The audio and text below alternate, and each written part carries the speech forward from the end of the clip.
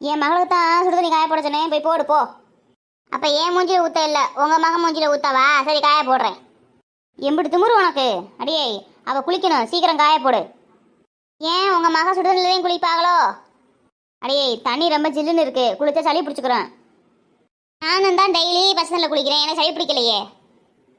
ஏறு, நான் சொல்கிறத மட்டும் செய் போ. தண்ணியை காய போடுனா காய போடு, தேவையில்லாத கொஸ்டின்லாம் கேட்காத.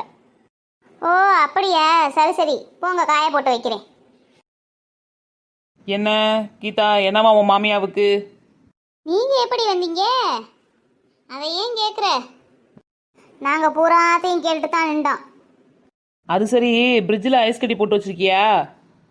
ஆமாடி, ஏண்டி வேணுமா? ஐஸ் போட்டு குடிக்க போறியாடி? இந்த குளிரில் போட்டு குடிச்சா சளி பிடிச்சி காய்ச்சல் வந்துடும் லூஸு.